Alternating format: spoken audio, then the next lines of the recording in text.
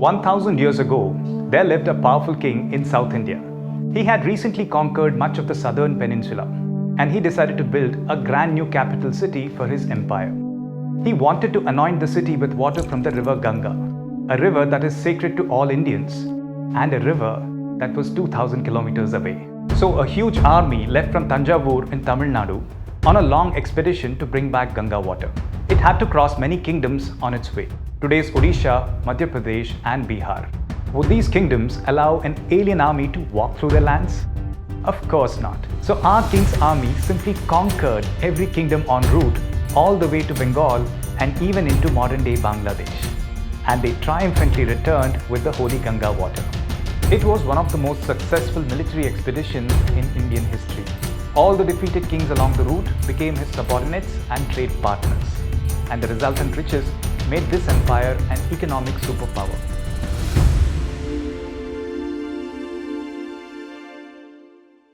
So who are we talking about? Our story is about a king who ruled the Chola kingdom between 1012 and 1044 CE, Rajendra Chola. He initially ruled from Thanjavur in modern-day Tamil Nadu and later from his new capital city called Gangaikonda Cholapuram. That literally means the town of the Chola who took over the Gangetic plains. But let's backtrack here a bit. Who exactly were the Cholas? They were a South Indian dynasty that ruled over a large territory for nearly 1500 years, going back to the 2nd century BCE.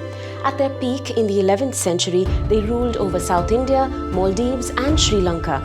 They also collected tributes from kingdoms in eastern India, Burma, Malaysia, Singapore, Indonesia and Cambodia. That's nearly 1 million square kilometers. Incredible, right? Astonishingly, all of this happened in a span of just 2 generations. The father, Raja Chola, and his son, Rajendra Chola. In 985 CE, when the father, Raja became king, the Chola kingdom was much smaller, and the Tamil country was split into 3 warring kingdoms. The Cheras of present-day Kerala, the Pandyas who ruled from Madurai, and the Cholas who ruled from Thanjavur. Raja swiftly united all 3 kingdoms under the Chola banner, and even annexed the northern half of Sri Lanka. In 1010 CE, he built the gigantic Brihadishvara temple, the tallest man-made structure of the time. Befittingly, he is called Raja, the king of kings. The son, Rajendra, was perhaps even greater, and he built on the foundations laid by his father. In fact, many of Raja's conquests were actually won by Rajendra, who commanded his father's armies. As soon as Rajendra became king, he mopped up all the unfinished business from his father's time. He successfully captured the remaining parts of Sri Lanka and made that little island a Chola colony. He crushed revolts from the Cheras and Pandyas, and he defeated the Chalukyas to bring substantial parts of modern-day Karnataka and Andhra under his control. And then Rajendra embarked on his most ambitious expedition yet, an overseas naval campaign. At that time, much of modern-day Malaysia and Indonesia were ruled by the Srivijaya kings. The Cholas had flourishing trade relations with them. Their ships passed through the Malacca Strait, which the Srivijayans controlled, onwards to China and back. During Rajendra's rule, that relationship soured. The Srivijayans increased customs duties on Chola ships, deeply affecting their trade. Rajendra Chola decided to set things right, and he had the right resources. You see, the Cholas were the only dynasty to conceive of a blue water navy in the history of India. Until then, even the most powerful dynasties, the Mauryas, the Mughals, the Marathas, all except the Pallavas, had only coastal navies and nothing more.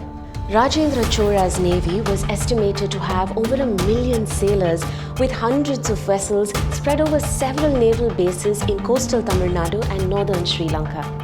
So in 1025, a huge naval fleet left for Srivijaya. In surprise attacks, the Cholas sacked and looted several Srivijayan ports. The Srivijayan king himself was captured and the Cholas returned with enormous riches. They did not occupy the defeated territories, they simply extracted hefty tributes from them. And this expedition allowed Tamil traders to firmly establish themselves across Southeast Asia. With all that military success behind him, Rajendra decided to build himself a brand new capital city.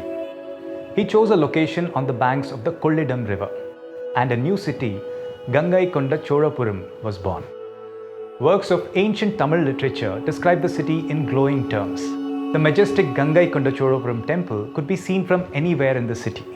Nearby, Rajendra had a beautiful palace. It remained the Chola capital for the next 250 years until the fall of the Chola Empire in 1279. Today, that grand city is but a small town, and the Chola palace just a mound of bricks.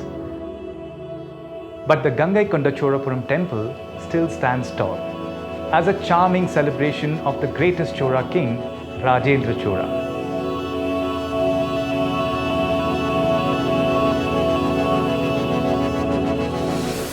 But there is one other monument that still remains. Rajendra wanted to awe his people with his conquests. Bringing the Ganga water to his new city added to that sense of drama, probably even suggesting that he had the divine Ganga's blessing. And so he built a huge reservoir in his new capital city, poured the Ganga water into it and called it Chola Gangam. Today, that lake is known as Ponneri, and it still remains one of the largest man-made lakes in India 1,000 years after it was built. Back in those days, a victorious king would mark his wins by raising a victory tower called a Jaya Stambham. Inscriptions from the time refer to this lake as a Jala Stambham, meaning a water monument celebrating Rajendra Chola's victories over the Gangetic plains. Quite apt, don't you think, for a southern king who brought the mighty Ganga to his backyard? Did you like the story? We have many more stories to tell, and we'd love to share them with you. Do subscribe to our channel, and we will keep you posted about all the exciting new videos we release.